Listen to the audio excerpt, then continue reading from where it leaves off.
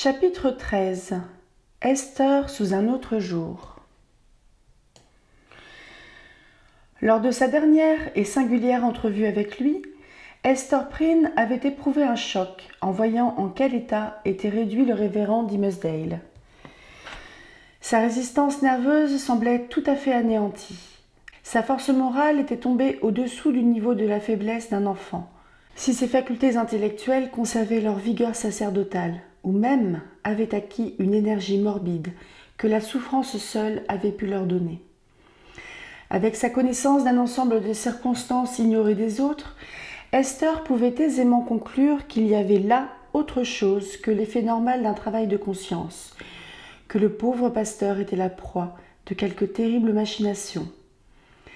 Sachant ce que ce malheureux tombé si bas avait été, elle s'était sentie émue de toute son âme par l'appel qu'il lui avait lancé, en frémissant de terreur pour qu'elle lui vînt en aide. Elle, la femme déchue, contre son ennemi instinctivement découvert. Aussi décida-t-elle qu'il avait droit qu'elle le secourût de tout son pouvoir. Éloignée depuis si longtemps de la société, Esther n'était plus guère habituée à jauger ses idées sur le bien et le mal, d'après des mesures autres que personnelles. Elle estimait donc qu'elle avait envers le pasteur des obligations qu'elle ne devait à personne d'autre au monde. Les liens qui l'avaient unie au reste de l'humanité étaient tous brisés. Il restait le lien de fer du crime en commun que ni elle ni le pasteur ne pouvaient rompre. C'était un lien qui, comme tous les autres, comportait des devoirs. Esther Prynne ne se trouvait plus tout à fait dans la situation où nous l'avons vue aux premières périodes de son abaissement. Des années étaient venues et s'en étaient allées. Pearl avait à présent 7 ans. Sa mère, avec sur sa poitrine la lettre écarlate aux étincelantes broderies fantastiques, était depuis longtemps devenue un personnage familier aux gens de la ville. Comme il arrive souvent dans le cas d'un individu que quelque singularité met en vue dans une communauté, mais qui n'intervient ni dans les affaires publiques ni dans les affaires privées, une sorte de sympathie générale avait fini par se développer envers Esther Prynne. C'est à l'honneur de la nature humaine qu'à la condition que son égoïsme ne soit pas en jeu. Elle serait plutôt portée à aimer qu'à haïr. La haine en vint même chez l'homme à se transformer en amour, pourvu que ce changement ne soit pas empêché par des manifestations qui irritent le sentiment d'hostilité première. De la part d'Esther Prynne, aucune manifestation de ce genre n'avait eu lieu. Elle ne bataillait jamais avec le public, mais se soumettait sans une plainte au plus mauvais traitement. Elle ne demandait rien en compensation de ce qu'elle souffrait. Elle ne cherchait pas à forcer les sympathies. Puis la pureté sans tache de la vie qu'elle avait menée, rejetée de tous, durant toutes ces années, parlait aussi beaucoup en sa faveur. N'ayant plus rien à perdre aux yeux du genre humain, n'espérant plus rien, ne souhaitant, semblait-il, même plus rien, ce ne pouvait être qu'un sincère amour de la vertu qui avait ramené au bien cette pauvre égarée. On s'aperçut également que, tout en ne paraissant point se considérer comme ayant droit aux plus humbles privilèges de ce monde, excepté ceux de respirer l'air commun et de gagner par son travail son pain et celui de sa petite Pearl, Esther était toujours prête à se souvenir qu'elle faisait partie de l'espèce humaine lorsqu'elle pouvait rendre des services. Personne n'était plus qu'elle disposée à donner sur sa maigre subsistance. À peine tendait-on la main. Pourtant, le pauvre, au cœur aigri, lui lançait souvent des railleries en remerciement du souper, régulièrement déposé à sa porte, ou de vêtements cousus, pour lui, par des mains dignes de broder le manteau d'un roi. Nul ne montra plus de dévouement qu'Esther quand la peste fit irruption dans la ville. À toute époque de calamité générale ou privée, cette femme honnie par la société trouvait sa place. Elle entrait, non en invitée, mais en commensale attitrée, dans les logis qu'obscurcissait le malheur, comme s'ils eussent été, avec leur pénombre tragique, le seul milieu où elle aurait eu le droit d'entretenir des rapports avec son prochain. La lettre brodée brillait là, des consolations émanaient de son éclat surnaturel. Partout ailleurs, le signe du péché, elle était la veilleuse de la chambre du malade. Elle avait même projeté sa lueur au-delà des limites du temps, éclairant pour le moribond un endroit où poser le pied, alors que la lumière de ce monde lui devenait à tout instant plus terne et que la lumière du monde futur ne pouvait encore lui parvenir. En pareille circonstance, la nature d'Esther se révélait généreuse et riche, une source de tendresse humaine qui étanchait tous les véritables besoins, que n'épuisaient pas les plus exigeants. Sa poitrine, marquée par la honte, n'offrait plus qu'un doux oreiller à la tête qui avait besoin d'être soutenue. Elle s'était de sa propre main ordonnée sœur de charité. Ou disons, plus exactement, que c'était la lourde main du monde qui avait procédé à cette ordination, sans que ni Esther ni lui eussent eu en vue ce résultat. La lettre écarlate était le symbole de sa vocation. Cette femme était tellement secourable, on trouvait en elle une telle puissance de travail et de sympathie, que bien des gens se refusaient à donner à la lettre A sa signification première. Ils disaient qu'elle voulait dire active, tant Esther était forte, de toutes les forces de la femme, et les prodiguait. C'étaient seulement les maisons assombries qui la voyaient en leurs murs. Quand le soleil revenait, Esther n'était plus là. La visiteuse secourable était partie, sans jeter un regard en arrière, pour recueillir un remerciement s'il s'en trouvait pour elle, chez ceux qu'elle venait de servir avec tant de zèle. Lorsqu'elle les rencontrait ensuite dans la rue, elle ne levait jamais la tête pour recevoir d'eux un salut. S'ils allaient à elle, décidée à l'aborder, elle posait le doigt sur la lettre écarlate et passait. C'était peut-être de l'orgueil, mais cela ressemblait trop à de l'humilité pour ne pas produire le même effet adoucissant sur l'esprit du public. Le public est despotique. Il est capable de se refuser à rendre la plus élémentaire justice quand on la réclame comme un droit.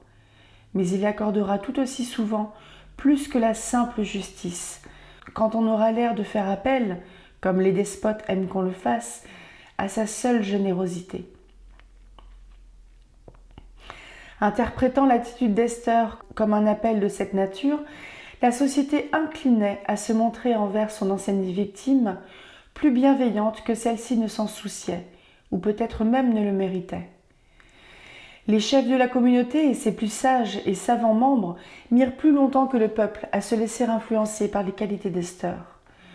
Les préjugés qu'ils partageaient avec le vulgaire étaient renforcés, chez eux, par l'armature de fer de raisonnement qui les rendait beaucoup plus inébranlables. À mesure que les jours passaient, cependant, leurs rides rigides se détendirent, leur prêtant une expression de bonté. Ainsi en allait-il chez les gens haut placés, que leur position rendait obligatoirement gardiens de la moralité publique. Les particuliers, en attendant, avaient tout à fait pardonné à Esther Prynne sa faiblesse. Bien mieux, ils s'étaient mis à regarder la lettre écarlate, non plus comme le symbole du péché dont Esther depuis si longtemps faisait si durement pénitence, mais comme celui de ses bonnes actions. « Voyez-vous cette femme qui porte ce signe de brodé ?» demandait-il aux étrangers. « C'est Esther, notre Esther, une femme qui est si bonne pour les pauvres, qui soigne si bien les malades, qui apporte tant de consolation aux affligés. » Ensuite, il est vrai, la tendance qui veut que la nature humaine aille colporter sur elle le pire, quand il s'incarne dans la personne d'un autre, les poussait à compter à voix basse le noir scandale d'autrefois. Il n'en demeurait pas moins qu'aux yeux des hommes mêmes qui parlaient ainsi, la lettre écarlate produisait l'effet d'une croix sur la poitrine d'une religieuse.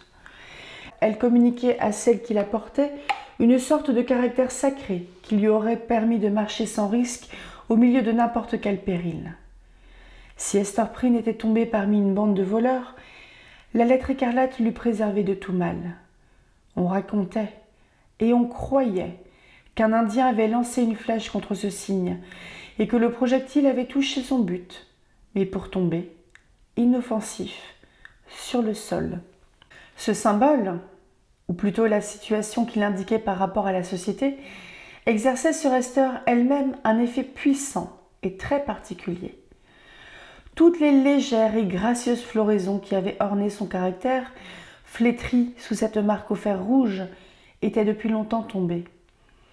Elle laissait à leur place des contours nus et rugueux qui auraient pu être repoussants si Esther avait eu autour d'elle parents ou amis pour y être sensible.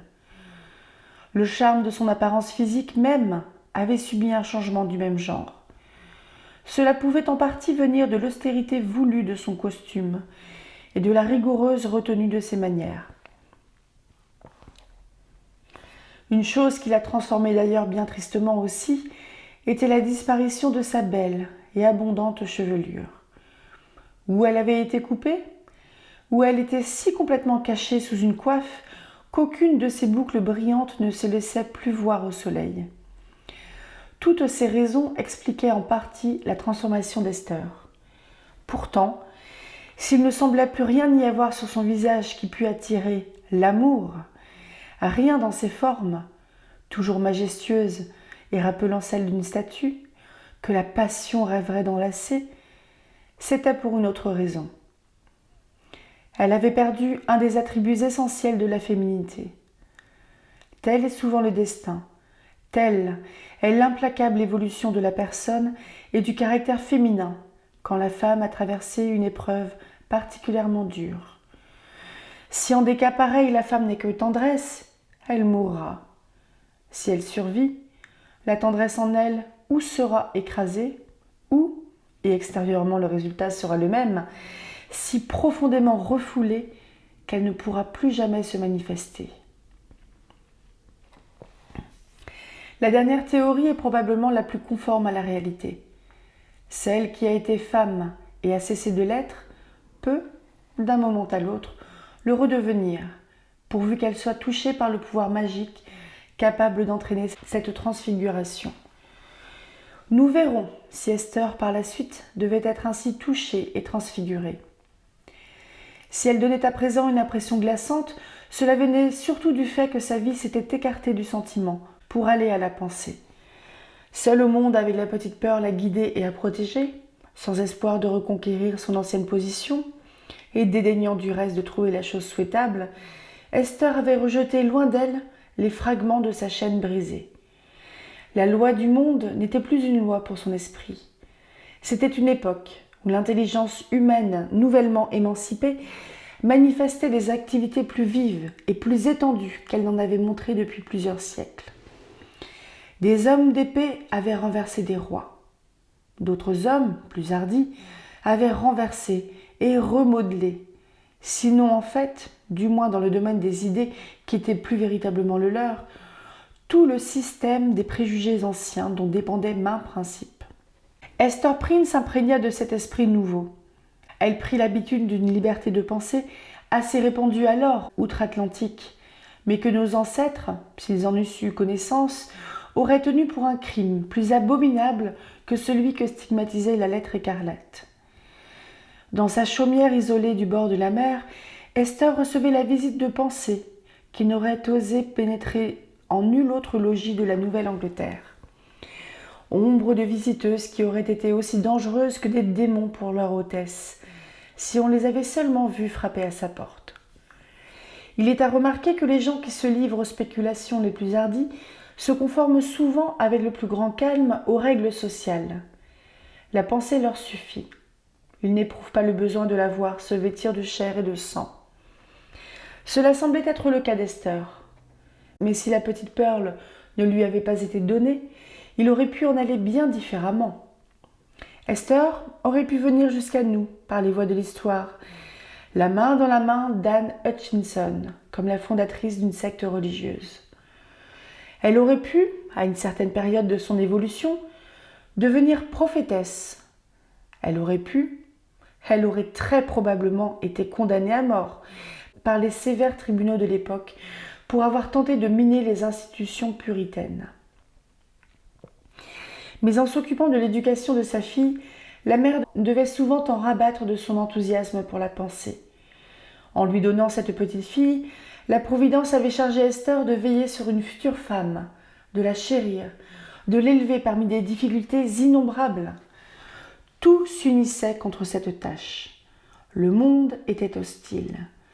L'enfant elle-même était décourageante, avec les défauts qui forçaient de remonter à ses origines, rappeler qu'elle était née des élans d'une passion coupable, obligeait enfin souvent Esther à se demander amèrement si mieux n'eût pas valu qu'elle ne fût pas venue au monde. En vérité, la même sombre question lui montait souvent à l'esprit à propos de la race entière des femmes. Quelle est la vie qui vaille la peine d'être vécue, même par la plus heureuse d'entre elles ?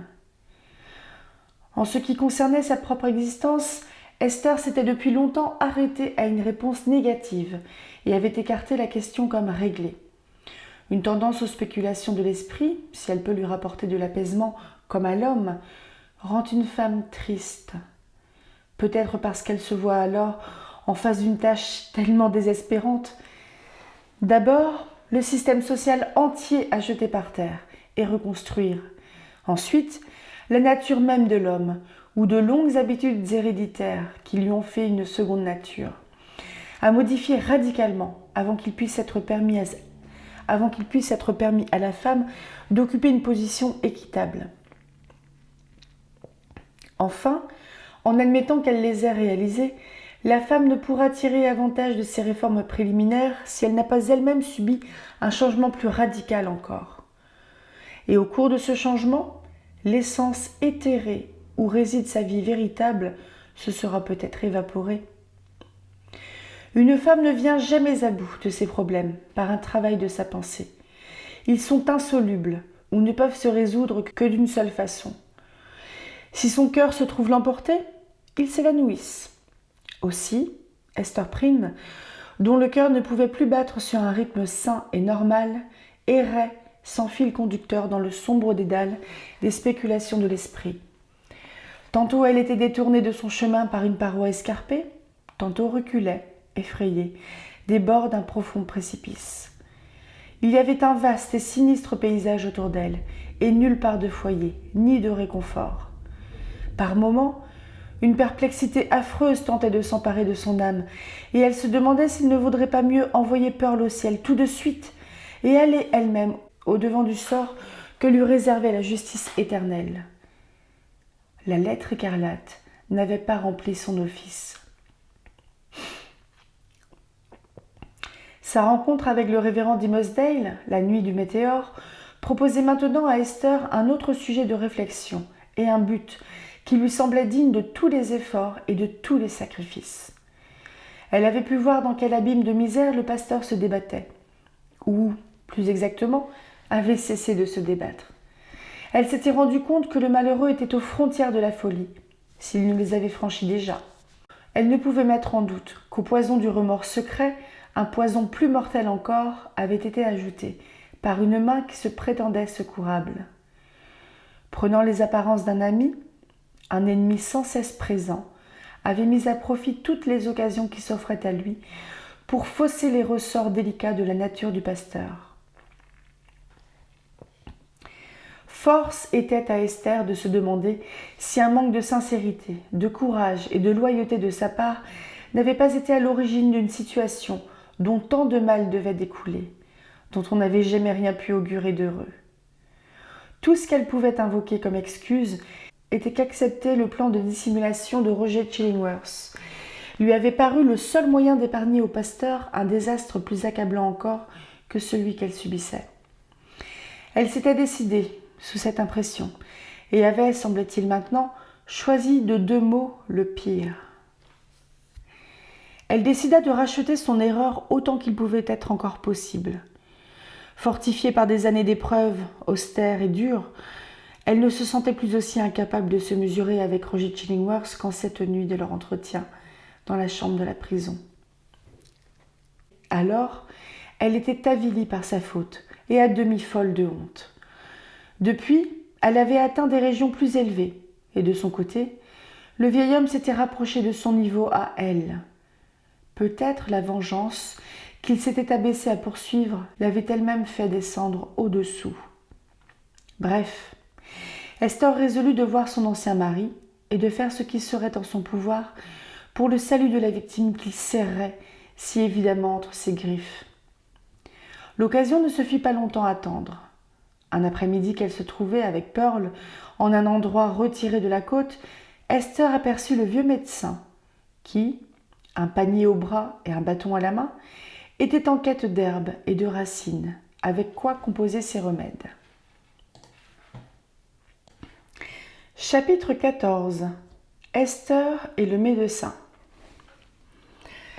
Esther dit à la petite Pearl de courir s'amuser avec les algues et les coquillages, pendant qu'elle parlerait avec l'homme, qui là-bas ramassait des herbes. L'enfant s'envola comme un oiseau, dénuda ses petits pieds blancs et se mit à trottiner au long du bord humide de la mer.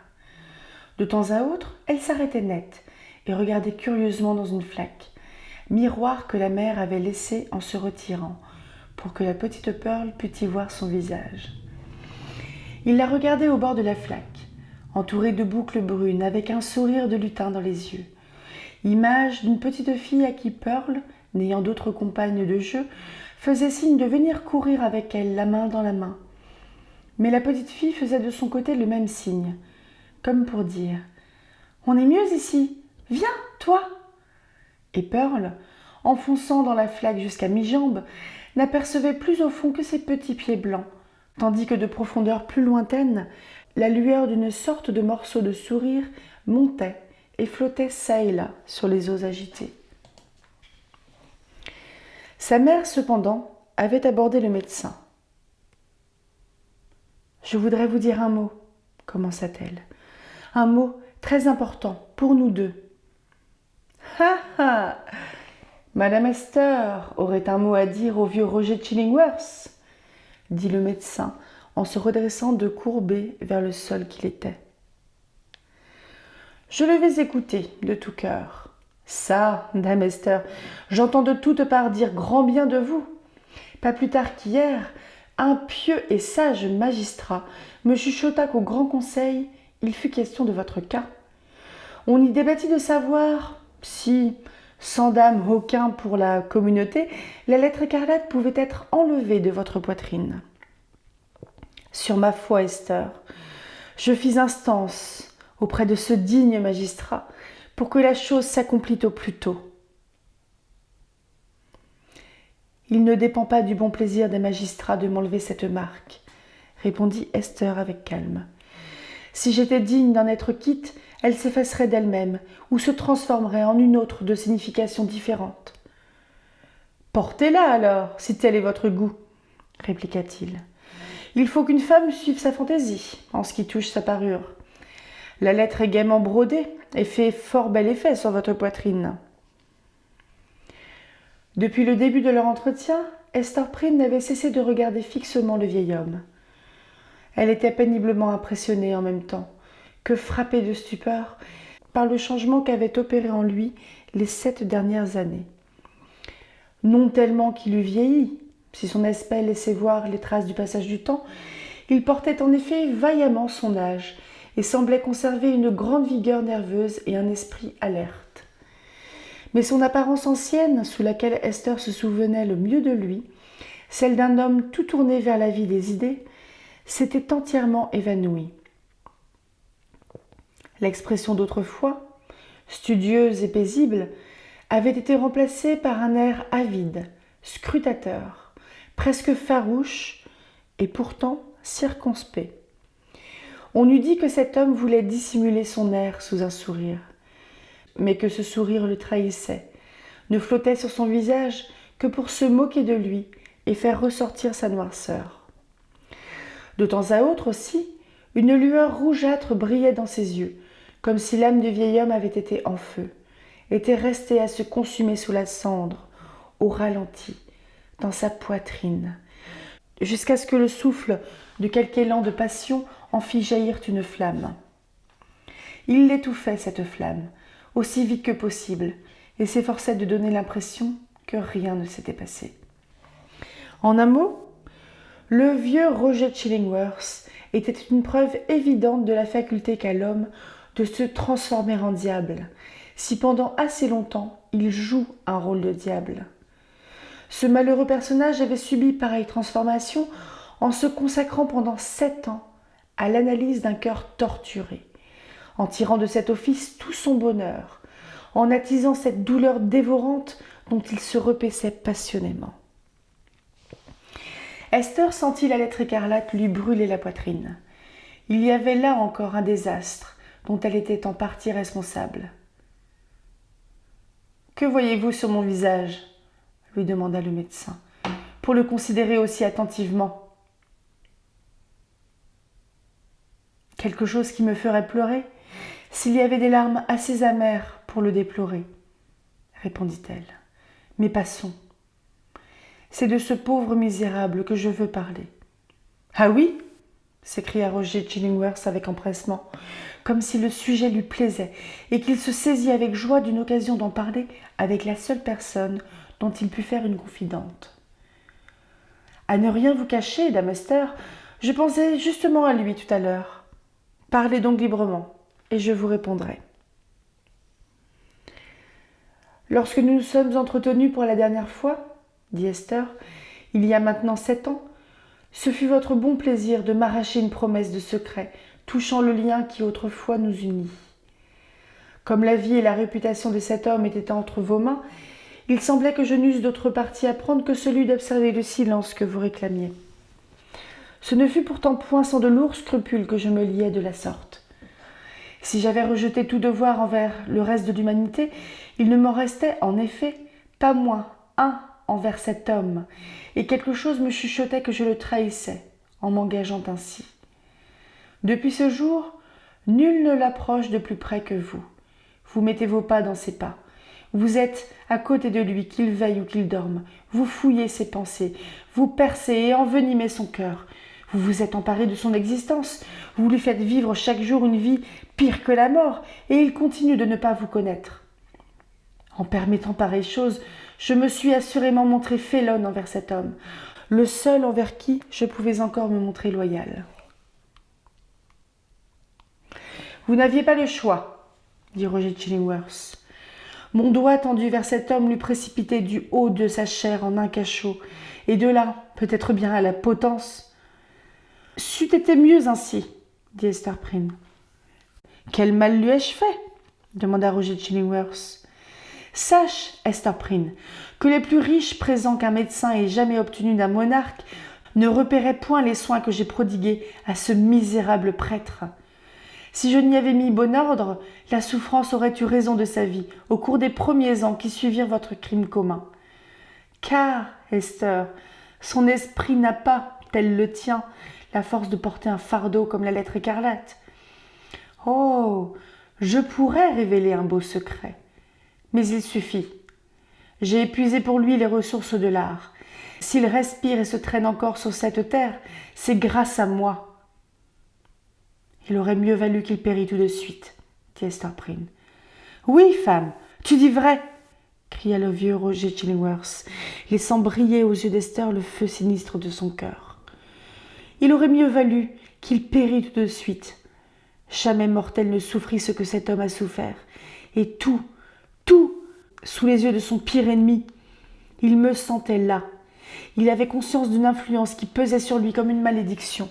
Il savait, grâce à quelque intuition, car le Créateur ne fit jamais un être aussi sensible que lui, il savait que ce n'était point une main amie qui touchait aux fibres de son cœur, et qu'un œil regardait curieusement au fond de lui, un œil qui ne cherchait que le mal et le trouvait. Mais il ne savait pas que cette main et cet œil étaient les miens. Avec la superstition de son état, il se croyait livré à un démon qui le torturait par des rêves effrayants, de noires pensées, l'aiguillon du remords, le désespoir du pardon, un avant-goût de ce qui l'attendait au-delà de la tombe. Mais tout provenait de ma présence constante, du voisinage de l'homme qui l'avait le plus bassement offensé et qui n'existait plus que pour distiller sans arrêt le poison de la plus raffinée des vengeances. Non, en vérité, il ne se trompait point. Il y avait un démon à ses côtés, un homme qui avait eu autrefois un cœur d'homme, s'était fait démon pour le tourmenter. Tout en disant ces mots, le malheureux médecin leva les mains au ciel avec un air d'horreur, comme si quelque épouvantable forme lui avait paru venir prendre sa place dans un miroir. Il traversait un de ces moments, qui n'arrivent parfois qu'à plusieurs années d'intervalle, où l'aspect moral d'un homme lui est fidèlement révélé. Sans doute ne s'était-il jamais vu encore comme il se voyait à présent. « Ne l'as-tu point assez torturé ?» dit Esther, remarquant l'expression du vieil homme. « Ne t'a-t-il point repayé de tout ?»« Non, non, il n'a fait qu'augmenter sa dette, » répondit le médecin. « Et ses façons, petit à petit, perdant leur feu, se firent sombres. Te souviens-tu de moi, Esther, telle que j'étais il y a 9 ans ? J'arrivais déjà à l'automne de mon âge, le dépassais même un peu. Mais tout mon passé avait été voué à l'étude. Je n'avais cherché qu'à augmenter mon savoir et aussi, encore que cet objet ne vînt qu'en second, qu'à travailler au bien du genre humain. Nulle vie n'avait été plus paisible et plus innocente que la mienne. Te souvient-il de moi alors ? N'étais-je pas, même si tu me trouvais de la froideur, un homme qui pensait aux autres, équitable et fidèle, sinon chaleureux dans ses affections ? N'étais-je pas tout cela ? Tout cela, et bien davantage, dit Esther. Et que suis-je à présent ? Demanda-t-il, la regardant bien en face et laissant tout le mal qui l'habitait s'inscrire sur son visage. Je te l'ai déjà dit, un démon. Qui m'a rendu tel ? Moi, s'écria Esther en frissonnant. Moi, tout autant que lui. Pourquoi ne t'es-tu pas vengé sur moi ? Je t'ai laissé à la lettre écarlate, répondit Roger Chillingworth. Si elle ne m'a pas vengé, je ne puis rien faire de plus. Il posa son doigt sur la lettre avec un sourire. Elle t'a vengé, répondit Esther Prynne. J'en jugeais bien ainsi, dit le médecin. Et maintenant, qu'attendais-tu de moi concernant cet homme ? Il faut que je lui révèle ton secret, répondit Esther avec fermeté. Il faut qu'il te voie tel que tu es. Qu'en résultera-t-il ? Je ne sais.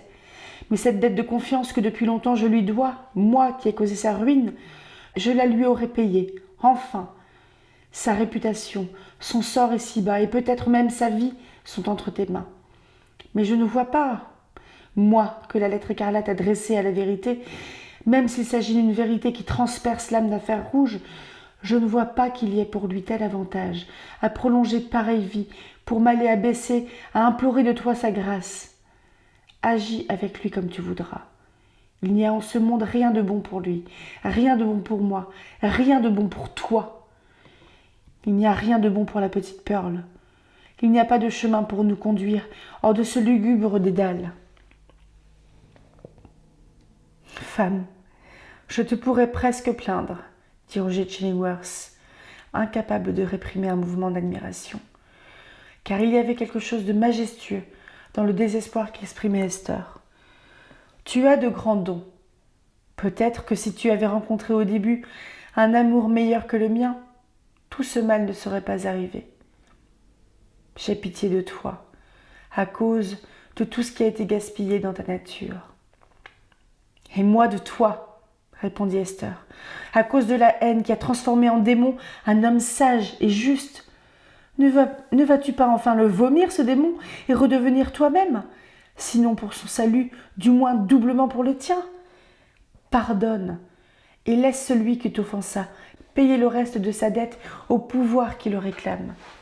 J'ai dit tout à l'heure qu'il ne pouvait y avoir ici-bas rien de bon, ni pour lui, ni pour toi, ni pour moi, qui sommes à errer ensemble dans ce dédale maudit et trébuchons à chaque pas sur le mal dont nous avons semé notre chemin. Mais il n'en est pas ainsi. Du bon, il peut y en avoir pour toi seul, parce que tu fus profondément outragé et qu'il te revient de pardonner si tu veux. Renonceras-tu à ce privilège ? Repousseras-tu cet avantage précieux ? Paix, paix, Esther, répondit le vieil homme avec une sombre sévérité. Il ne m'est point donné de pardonner. Je n'ai point le pouvoir dont tu me parles. Ma vieille croyance, oubliée depuis longtemps, me revient et m'explique tout ce que nous faisons et souffrons.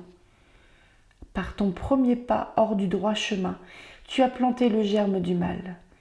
Mais à partir de ce moment, tout a obéi à la loi d'une noire nécessité. Vous deux, qui m'avez outragé, n'êtes pas coupables. hormis d'un point de vue typiquement illusoire. Pas plus que je ne suis un démon, moi qui ai rempli office de démon. Notre destin est tel que la plante ténébreuse donne la fleur qu'elle peut. Va ton chemin et agis à ta guise avec cet homme. Et, après avoir fait un geste d'adieu de la main, il se remit à ramasser des herbes. Chapitre 15. Esther et Pearl.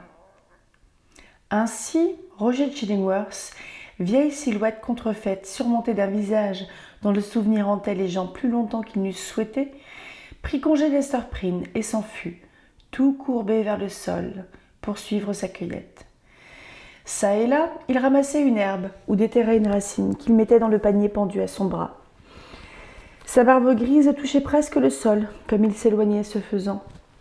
Esther le suivit des yeux, regardant avec une curiosité à demi fantastique si l'herbe tendre du printemps n'allait point roussir sous ses pas.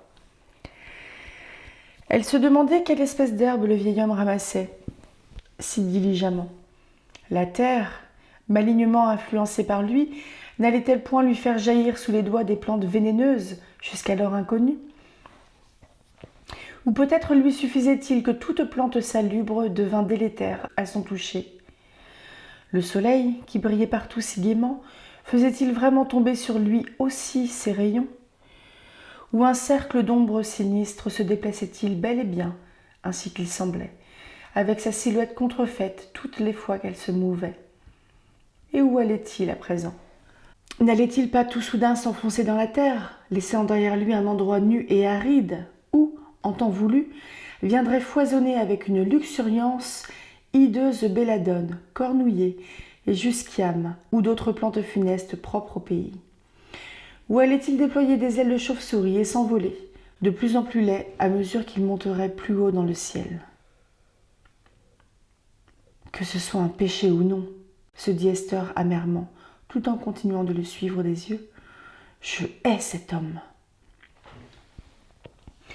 Elle se reprocha ce sentiment, mais sans pouvoir le surmonter, ni l'affaiblir. En tentant ainsi de se dominer, elle pensa aux jours si éloignés, passés dans un pays lointain, au temps où cet homme sortait au crépuscule de la retraite de son cabinet et s'asseyait à la lueur de leur foyer et de son sourire à elle, jeune épousée. Il avait besoin, disait-il, de ce sourire pour dissiper le froid de toutes les heures solitaires qu'il venait de passer, enfermé avec ses livres. Pareille scène, en un temps, ne lui avait paru qu'heureuse, mais aujourd'hui, en les voyant à la lumière des événements qui avaient suivi, Esther les rangeait parmi ses pires souvenirs. Elle se demandait comment elles avaient pu avoir lieu, comment elle avait pu se décider à épouser cet homme. Elle jugeait que son plus grand crime était d'avoir laissé sa main subir l'étreinte de cette main sans chaleur, d'avoir serré cette main en retour, d'avoir supporté que le sourire de ses yeux et de ses lèvres rencontrât le sourire des lèvres et des yeux de cet homme et s'y confondit. Et il lui semblait que Roger Chillingworth s'était rendu coupable envers elle d'une offense plus vile que celle qu'il avait pu par la suite subir, en la persuadant de se croire heureuse auprès de lui, quand son cœur n'avait pas parlé et qu'elle ne savait pas à quoi s'en tenir. « Oui, je le hais !» répéta Esther, plus amèrement encore. « Il m'a trahi, il m'a fait plus de mal que je ne lui en ai fait. » Que les hommes tremblent de conquérir la main d'une femme, sans conquérir du même coup son amour. Ou ils risquent, si une étincelle plus puissante s'est enflammée un jour, le cœur qu'ils ont laissé froid, de se voir reprocher, tel le vieux Roger Chillingworth, jusqu'au calme contentement, à la statue de marbre du bonheur, qu'ils auront fait prendre à la femme pour la réalité vivante. Mais Esther aurait dû en avoir depuis longtemps fini avec cette attitude injuste. 7 longues années vécues sous le signe de la lettre écarlate avait-elle donc infligé tant de misère sans entraîner de repentir? Les émotions qui l'agitèrent pendant le peu de temps qu'elle passa à regarder s'éloigner la silhouette bossue du vieux Roger Chillingworth projetèrent une lueur sur l'état d'esprit d'Esther, lui révélèrent bien des choses qu'elle ne se fût autrement pas avouée à elle-même. Quand l'homme eut disparu, Esther appela son enfant. « Pearl, petite Pearl, où es-tu ? Pearl, dont l'activité d'esprit ne faiblissait jamais, n'avait pas été à court d'amusement, tandis que sa mère parlait avec le vieux ramasseur d'herbes. D'abord, elle avait, ainsi que nous l'avons dit, coquetté avec sa propre image dans les flaques d'eau, faisant signe à son reflet de venir, et comme il refusait de s'y risquer, cherchant à se frayer elle-même un chemin vers le pays de la terre impalpable et du ciel hors d'atteinte. S'apercevant bientôt que, soit l'image, soit elle-même était irréelle, elle chercha ailleurs un passe-temps moins décevant. Elle fit de petits bateaux d'écorce de bouleau, les chargea de coquillages et les envoya courir sur l'océan de plus grandes aventures que n'importe quel marchand de Nouvelle-Angleterre. Mais la plupart d'entre eux sombrèrent près du rivage. Elle se saisit d'un crabe vivant, collectionna des étoiles de mer et étala une méduse au soleil pour la faire sécher. Puis elle recueillit l'écume blanche qui bordait la marée montante et la jeta au vent, s'élançant ensuite d'un pas ailé à la poursuite de ces gros flocons de neige pour les attraper avant leur chute. Apercevant une nuée d'oiseaux de mer qui picoraient au long de la plage, la petite coquine emplit son tablier de menus cailloux et, se glissant de roche en roche à leur poursuite, fit preuve de beaucoup d'adresse en les assaillant. Un petit oiseau gris à poitrine blanche se trouva, Pearl en fut presque sûre, atteint par un caillou et se sauva avec une aile cassée. Mais alors, l'enfant lutin soupira et renonça à son jeu, parce que cela lui faisait de la peine d'avoir fait du mal à une petite créature aussi indomptée que la brise de mer ou que la petite Pearl elle-même. Sa dernière occupation fut de rassembler des algues pour s'en faire un manteau et une coiffure, et se donner ainsi l'air d'une petite sirène. Elle avait hérité du don de sa mère pour disposer des draperies et composer des costumes. Pour mettre la dernière main à sa tenue de sirène, Pearl ramassa des lacets de mer et imita du mieux qu'elle put sur sa poitrine l'ornement qu'elle était si accoutumée à voir sur la poitrine de sa mère. Une lettre. La lettre A, mais toute verte au lieu d'être écarlate. L'enfant baissa la tête pour contempler cet emblème avec un intérêt étrange, comme si elle eût été envoyée au monde que pour en deviner le sens caché. « Qui sait si mère va me demander ce que cela veut dire ?» pensa la petite Pearl. À ce moment, elle s'entendit appeler et partit en sautillant aussi légèrement que l'un des petits oiseaux de mer. Elle apparut devant Esther Prynne, bondissant, riant et montrant du doigt l'ornement qui s'étalait sur sa poitrine. « Ma petite Pearl, » dit Esther, après un instant de silence. « Une lettre verte sur la poitrine d'un enfant ne veut rien dire. Mais sais-tu ce que veut dire cette lettre que ta mère est condamnée à porter ?»« Oui, oui, mère, » répondit l'enfant. « C'est le A majuscule. Tu me l'as appris dans le grand livre d'école. » Esther regarda attentivement le petit visage. Mais elle eut beau rencontrer dans les grands yeux noirs l'expression singulière qu'elle y avait si souvent remarquée, elle ne put décider si Pearl attachait ou non quelque importance au symbole écarlate. Elle éprouva un désir morbide d'éclaircir la question. « Sais-tu, enfant, pourquoi ta mère porte cette lettre ?»« Oui, vraiment, » répondit Pearl, en regardant d'un œil brillant sa mère bien en face. « C'est pour la même raison que le pasteur tient sa main sur son cœur. »« Et quelle est cette raison ?» demanda Esther, en souriant à demi de l'incongruité de cette remarque d'enfant. Mais, y arrêtant sa pensée, elle pâlit.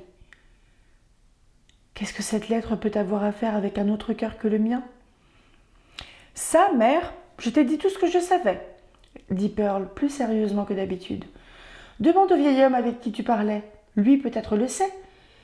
Mais sérieusement, mère chérie, qu'est-ce que cette lettre veut dire?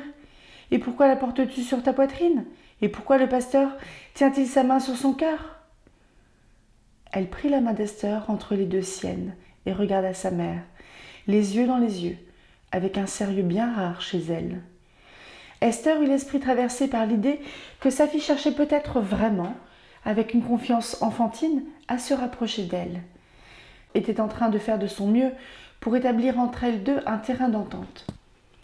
Cela faisait voir Pearl sous un jour inaccoutumé. Jusqu'alors, la mère, tout en chérissant son enfant avec toute l'intensité d'une affection unique, s'était entraînée à n'espérer pas beaucoup plus en retour que des élans capricieux comme une brise d'avril qui passe son temps à des jeux aériens souvent brusques, reste déconcertante en ses meilleurs moments et vous glace plus souvent qu'elle ne vous caresse si vous lui présentez votre poitrine.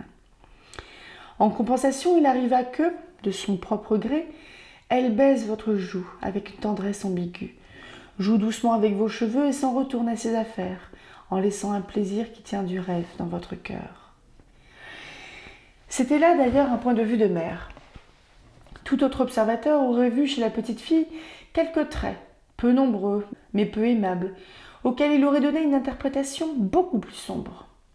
En tout cas, Esther se laissait, en cette heure, fortement gagner par l'impression qu'avec son intelligence précoce, Pearl approchait peut-être déjà de l'âge où sa mère pourrait faire d'elle une amie, lui confier un peu de ses chagrins, tout au moins ce qui pouvait lui en être découvert sans irrévérence.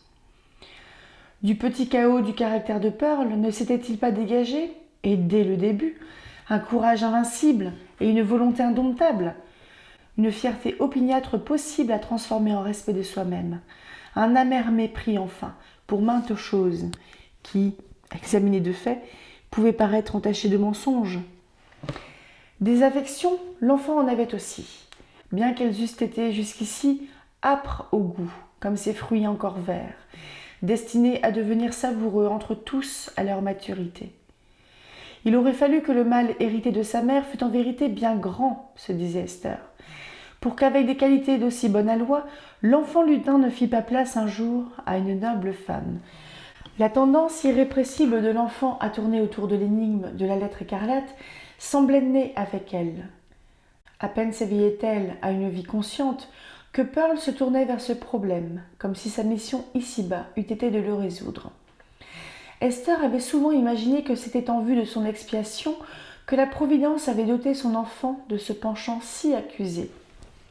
Mais elle n'avait jamais jusqu'à présent songé qu'à côté de ce dessein, il y en avait peut-être un autre, miséricordieux celui-là. Si la petite Pearl avait été chargée d'une mission de confiance, aussi bien à titre de messager spirituel que d'enfant de ce bas monde, ne serait-ce pas peut-être son rôle d'apaiser le chagrin qui gisait tout froid dans le cœur de sa mère et le transformer en sépulcre? N'était-elle pas chargée d'aider sa mère à venir à bout de la passion, en un temps toute puissante, et à présent encore, ni morte, ni endormie, mais emprisonnée seulement, dans ce cœur semblable à un tombeau? C'était là une partie des pensées qui s'agitaient dans l'esprit d'Esther, et lui faisait une impression aussi vive que si elle lui avait été chuchotée à l'oreille. Et pendant ce temps, Pearl lui tenait la main dans ses deux mains et levait vers elle son visage en répétant les mêmes questions. « Que veut dire la lettre, mère? Et pourquoi la portes-tu? Et pourquoi le pasteur tient-il sa main sur son cœur ?» Que dire? Se demandait Esther. Non, si c'est là le prix de la sympathie de l'enfant, je ne peux le payer. Puis, elle parla enfin. « Sotte petite Pearl, dit-elle, en voilà des questions. Il y a beaucoup de choses en ce monde qu'une enfant ne doit pas chercher à connaître. Que puis-je savoir du cœur du pasteur? Quant à la lettre écarlate, je la porte parce que j'aime ses broderies dorées. » Durant ces 7 dernières années, Esther n'avait jamais renié le symbole qui marquait sa poitrine. Peut-être cette marque était-elle un talisman émanant d'un esprit sévère et protecteur qui, à présent, l'abandonnait. Il l'abandonnait, en s'apercevant qu'en dépit de sa surveillance rigoureuse, un mal nouveau venait de se glisser dans le cœur d'Esther, ou qu'un mal ancien n'en avait jamais été extirpé. Quant à la petite Pearl, elle perdit bientôt son expression sérieuse. Mais elle n'entendait pas laisser tomber la question. 2 ou 3 fois, comme sa mère et elle regagnaient leur logis, à 2 ou 3 reprises encore au cours de leur repas, puis, lorsque Esther la mit au lit, et même lorsqu'elle parut tout à fait endormie, Pearl leva ses yeux noirs tout luisants de malice et demanda « Mère, que veut dire la lettre écarlate ?» Et le lendemain matin, le premier signe que l'enfant donna d'être éveillée fut de dresser sa tête sur son oreiller et de poser la question qu'elle rapprochait si inexplicablement de celle qui concernait la lettre écarlate. « Mère, mère, pourquoi le pasteur tient-il sa main sur son cœur ?»« Tais-toi, vilain enfant !» lui répondit Esther, avec une rudesse qu'elle ne s'était jusqu'alors jamais permise, « ou je vais t'enfermer dans le cabinet noir. » Chapitre 16. Une promenade en forêt. Au risque des souffrances qui pourraient sur le moment s'en suivre et des conséquences à venir, Esther Prynne demeurait fermement résolue à faire savoir au révérend Dimmesdale quel homme s'était glissé dans son intimité. Durant plusieurs jours, elle s'efforça, mais en vain, de trouver l'occasion d'aborder le pasteur au cours des promenades qu'il avait l'habitude de faire, tout seul, au bord de la mer, et sur les collines boisées du voisinage. Nul scandale ne se serait certes produit, et la réputation sans tache du pasteur n'eût point été mise en péril si Esther était allée le trouver chez lui, dans son cabinet. Bien des pénitentes avaient, en effet, pénétré dans cette pièce pour confesser des fautes peut-être aussi sombres que celles que signalait la lettre écarlate. Mais, en partie parce qu'elle redoutait quelque intervention du vieux Roger Chillingworth, en partie parce que, étant consciente de la situation, elle craignait d'éveiller des soupçons alors que nul n'en aurait ressenti, en partie enfin parce que le pasteur et elle auraient besoin d'avoir autour d'eux la nature entière pour respirer, tandis qu'ils parleraient ensemble. Esther ne songea pas un instant que leur rencontre pourrait avoir lieu ailleurs qu'à l'air libre. Finalement, comme elle veillait un malade auprès duquel on appela le révérend Dimmesdale pour dire une prière, Esther apprit que le jeune pasteur était parti la veille voir l'apôtre Elliot parmi les Indiens convertis. Il reviendrait sans doute le lendemain après-midi. Esther se mit donc en route, le lendemain après-midi, avec la petite Pearl, qui était nécessairement de toutes les expéditions de sa mère, que sa présence présenta, ou non, des inconvénients. Après que les deux promeneuses se furent éloignées des côtes pour pénétrer dans l'intérieur des terres, leur route ne fut plus qu'un sentier, s'enfonçant dans le mystère de la forêt primitive. Celle-ci le bordait si étroitement, se dressait si noire et si dense de chacun de ses côtés, ne laissait apercevoir que si imparfaitement le ciel tout là-haut, qu'Esther voyait en ce chemin l'image de la sauvage solitude morale où elle errait depuis si longtemps. Le jour était froid et sombre. Au ciel, une lourde masse de nuages se mouvait, malgré tout, un petit peu sous l'action d'une brise, de sorte qu'un rayon de soleil descendait de temps à autre moirer le chemin. Mais ce joyeux éclat passager n'apparaissait jamais que tout au bout de la percée que le sentier creusait parmi les arbres. La lumière dorée s'ébattait sans entrain dans ce paysage mélancolique et disparaissait au moment où Esther et Pearl s'approchaient, laissant l'endroit où elles venaient de jouer d'autant plus sombre que les deux promeneuses avaient espéré le trouver brillant. « Mère, dit la petite Pearl, le soleil ne vous aime pas. Il court se cacher parce qu'il y a sur votre poitrine quelque chose qui lui fait peur. Tenez, le voilà qui brille au bout du chemin. Restez là et je vais courir à l'attraper. Je ne suis qu'une petite fille. Il ne se sauvera pas devant moi, puisque je ne porte encore rien sur ma poitrine. »« Ni ne portera jamais rien, j'espère, mon enfant, » dit Esther. « Et pourquoi non, mère ?» demanda Pearl, en s'arrêtant net à l'instant de prendre sa course. « Est-ce que ça ne viendra pas tout seul quand je serai devenue grande ?»« Dépêche-toi de courir attraper ce rayon de soleil, » dit la mère. « Il va être bientôt parti. » Pearl s'élança à toutes jambes et Esther sourit, en voyant l'enfant atteindre bel et bien l'endroit où brillait le soleil, et s'y tenir en riant, animée par sa course et toute rayonnante. La lumière s'attardait autour de la petite fille, comme si elle était heureuse d'avoir trouvé pareille compagne de jeu. Esther, cependant, avançait, et fut bientôt sur le point d'entrer à son tour dans le cercle magique. « Il va s'en aller à présent, » dit Pearl en secouant la tête. « Regarde, » répondit Esther en souriant. « J'étends la main et je le touche. » Comme elle étendait, en effet, la main, le rayon de soleil disparut.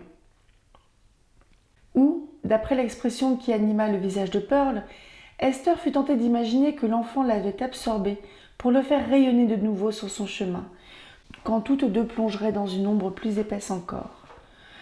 Rien ne donnait davantage chez l'enfant l'impression d'une qualité à part, qui n'avait rien à voir avec l'hérédité, que cette inlassable vivacité d'esprit. Pearl était certes loin d'être touchée par cette maladie de la tristesse que les soucis de leurs ancêtres ont transmis à presque tous les enfants ces derniers temps, en même temps que des scrofules. Peut-être cet entrain était-il d'ailleurs, lui aussi, maladif. Le contre-coup de l'énergie désespérée avec laquelle Esther avait lutté contre son malheur avant la naissance de l'enfant. Il s'agissait en tout cas d'une qualité au charme ambigu, qui répandait un éclat dur, métallique. Il manquait à la petite fille ce qui manque toute leur vie à bien des grandes personnes. Un chagrin qui la toucherait profondément et ainsi l'humaniserait, la rendrait capable de sympathie. Mais la petite Pearl avait encore bien du temps devant elle. « Viens, lui dit Esther, regardant aux alentours de l'endroit où l'enfant s'était tenu au soleil. Nous allons nous asseoir un peu dans les bois pour nous reposer. Je ne suis pas encore fatiguée, mère, répondit la petite fille. Mais vous pouvez vous asseoir si vous voulez me raconter une histoire. Une histoire ? Et laquelle ? Demanda Esther. Oh, celle de l'homme noir, répondit Pearl, en saisissant un pan de la robe de sa mère. Racontez-moi. Et elle levait sur Esther un regard mi-sérieux, mi-malicieux. Comment il hante la forêt et transporte un gros livre bien lourd avec des fermoirs de fer. Et comment il tend, le vilain, ce livre et une plume à tous ceux qui le rencontrent ici sous les arbres. Et les gens sont obligés de signer leur nom, de leur sang, et alors l'homme noir met sa marque sur leur poitrine. As-tu jamais rencontré l'homme noir, toi, mère ? Et qui t'a conté cette histoire ? Demanda Esther, reconnaissant une superstition courante en ce temps-là. La vieille dame du coin de la cheminée, dans la maison où vous veilliez hier, dit l'enfant. Mais tout le temps, elle me croyait endormie.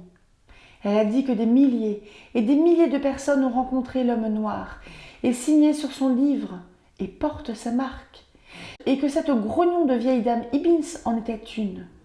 Et, mère, la vieille dame a dit que la lettre écarlate était la marque de l'homme noir sur ta poitrine, et qu'elle se mettait à luire comme du feu quand tu allais le rencontrer, ici, dans le bois, à minuit.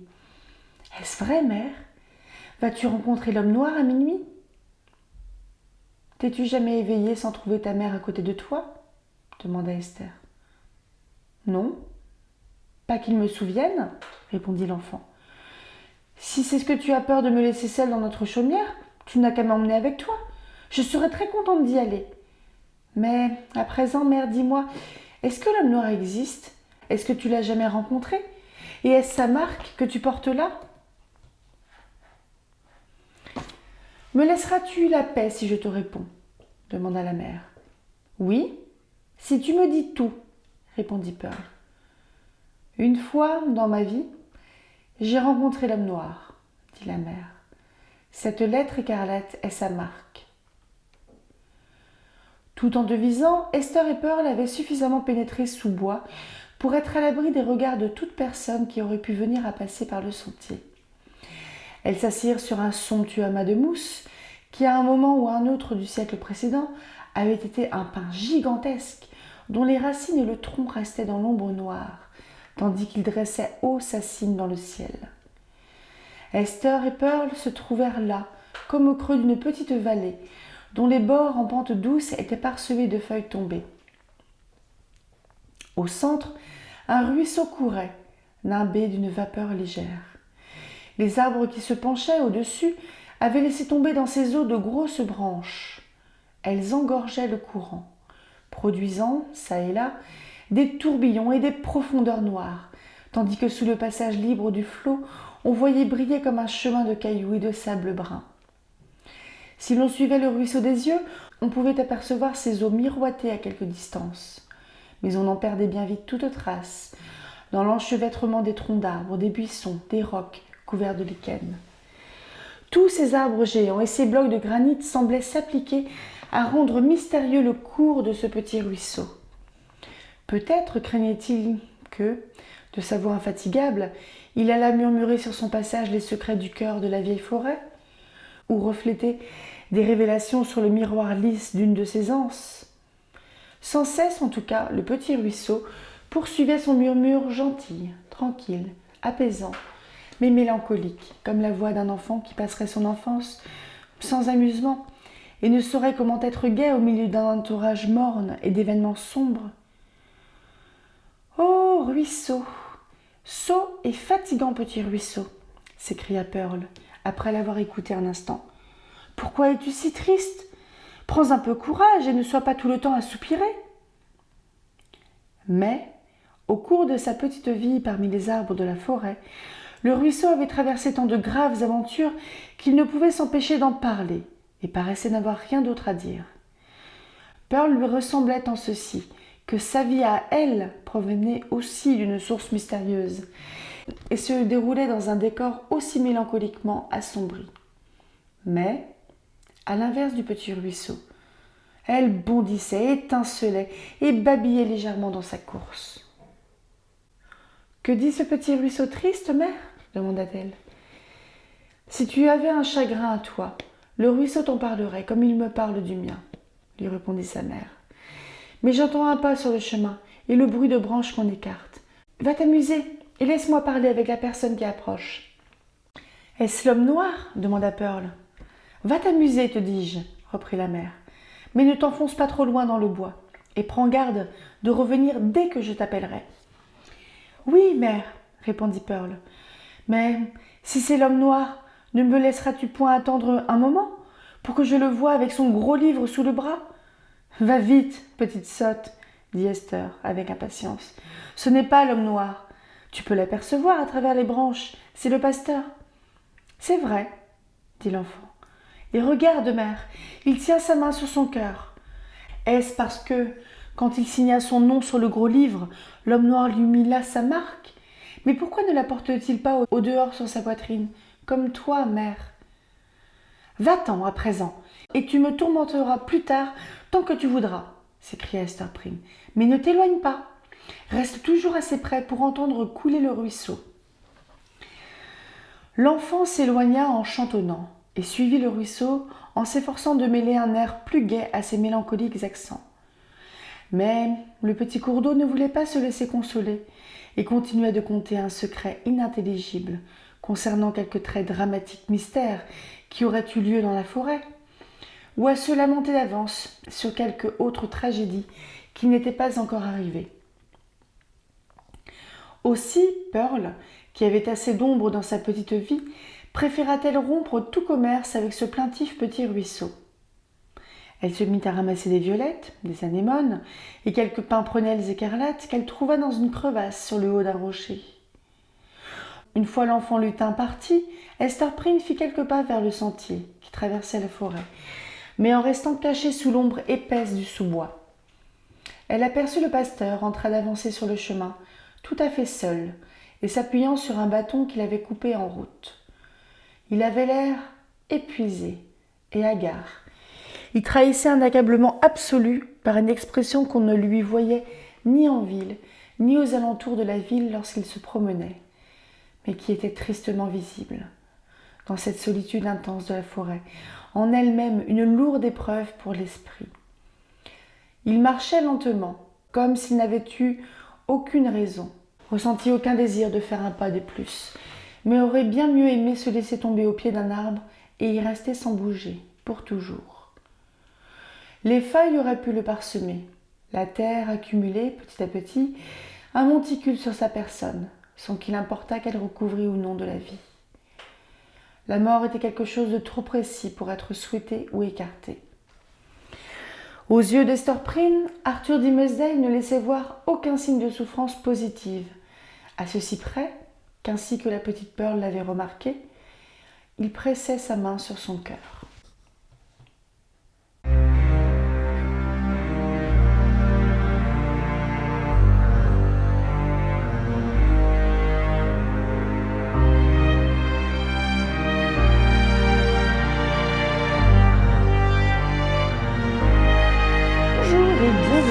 dans l'avant-dernier vlog lecture sur la lettre écarlate de Nathaniel Hawthorne. C'est l'avant-avant-dernier vlog lecture sur la lettre écarlate parce que il reste en fait pas mal de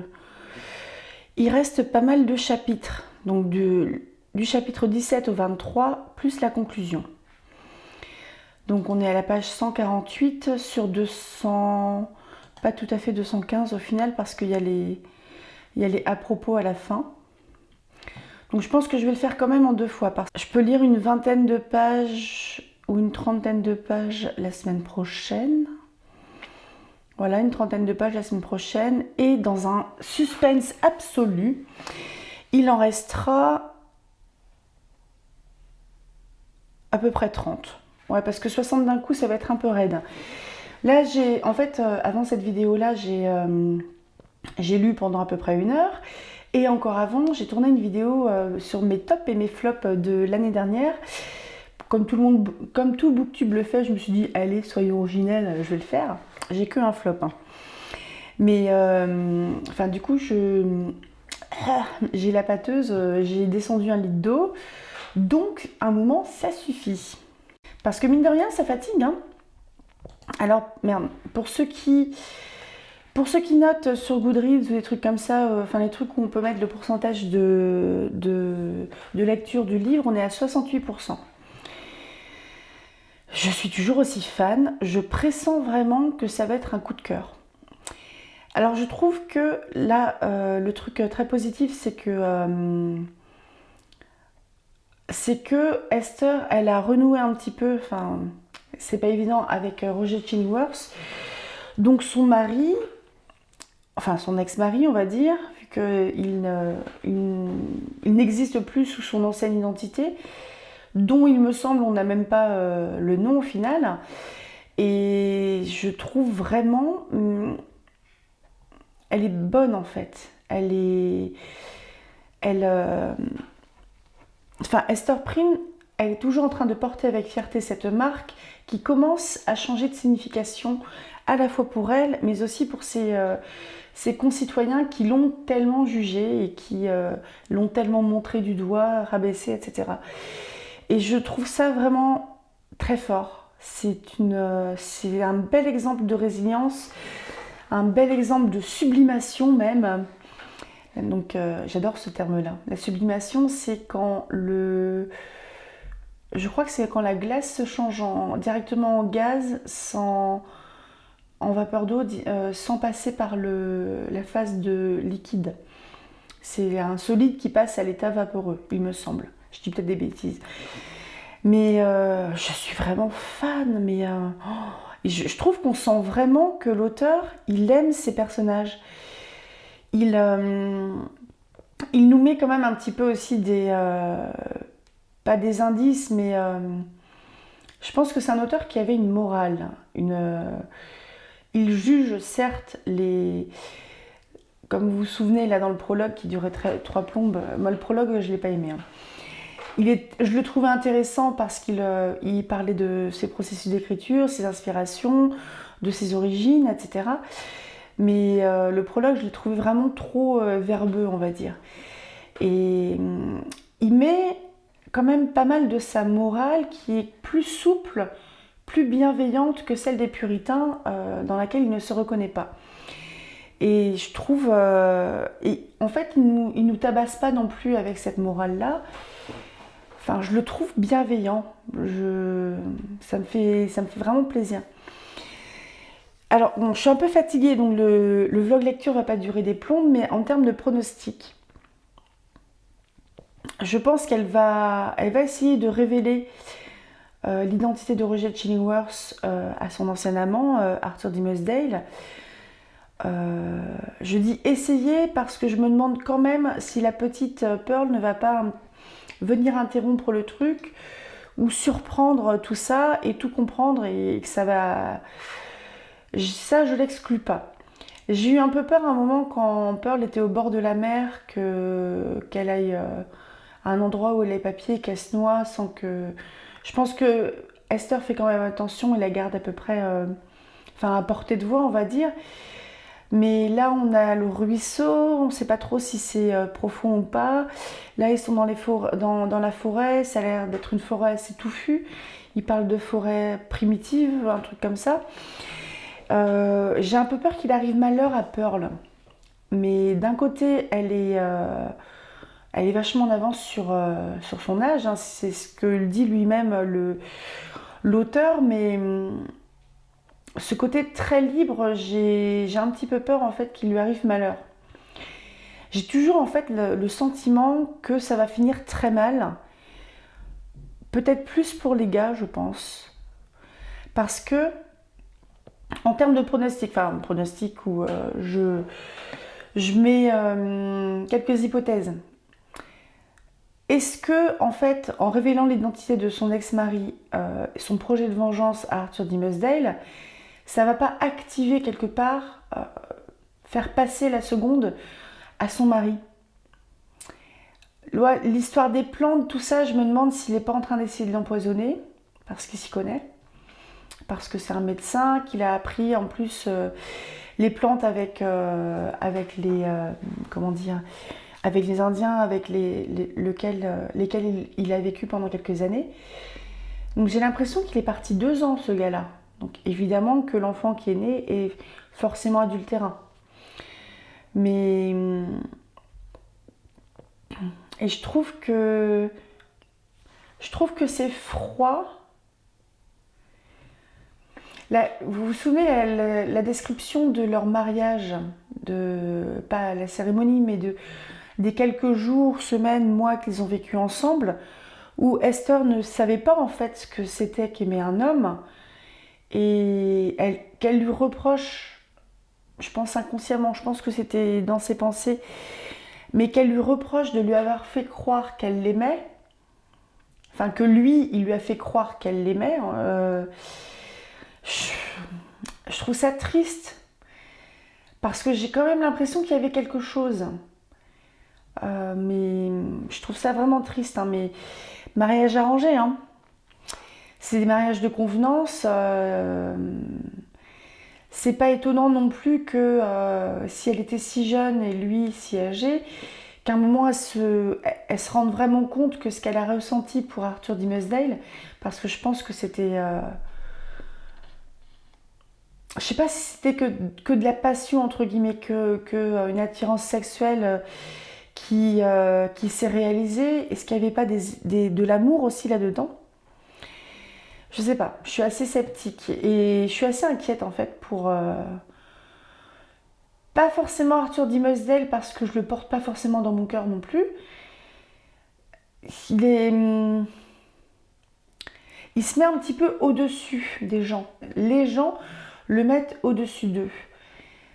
Et peut-être que le fait qu'il ait cette espèce d'aura, un petit peu de sainteté, ça fait que il se croyait un petit peu au-dessus de tout, et puis boum, c'est le premier à pécher au final. Du coup, pour lui, j'ai un peu de mal à être en empathie. Alors, je sens bien que ça l'emmerde royalement ce qu'il a fait et qu'il culpabilise. Encore, il a au moins la décence de ne pas le reprocher à Esther. Mais... je sais pas. Je vois pas vraiment de happy end. Je vois vraiment une fin douce amère. Parce que ça serait quand même bien qu'elle ait un papa, la petite Pearl. Je sais pas. Je sais pas. Mais j'aime beaucoup. Hein. J'aime vraiment, vraiment, vraiment beaucoup cette lecture. Franchement, je suis épatée. Ça me donne envie d'en lire d'autres de Nathaniel Hawthorne. Pas forcément sur la chaîne, hein, pour varier un petit peu. Puis comme je vous ai dit, la prochaine lecture après la lettre écarlate, ça sera Orgueil et préjugés. Pourquoi? Parce que je suis en train de lire des romances. Donc il y a une qui m'a vraiment plu. Il y en a une qui était... c'est une romance érotique, en gros, c'était nul. J'ai lu une duologie de Colleen Hoover aussi, que j'ai détestée, qui m'a mis mal. J'en ai fait une vidéo dédiée qui sera diffusée après, je ne sais plus quand exactement, un peu plus loin dans le mois. Mais bref, il me reste une autre romance à lire et qui est blindée de trigger warning, mais qu'une copine a vraiment appréciée. Donc je pense que ça va être une lecture qui va être lourde et j'ai besoin un peu de légèreté ensuite. Donc je pense que je vais partir plus sur Orgueil et Préjugés que la Jane Eyre. Encore, il y a un côté un peu positif, même s'il y a un côté dramatique. Mais Léo de Hurlevent, non, pas tout de suite parce que ça va me plomber. Donc, mais Léo de Hurlevent, c'est vraiment chouette, hein. C'est vraiment chouette, mais faut lire ça quand on va bien. Puis là, j'ai besoin d'une lecture un peu plus légère, donc ça sera Orgueil et Préjugés.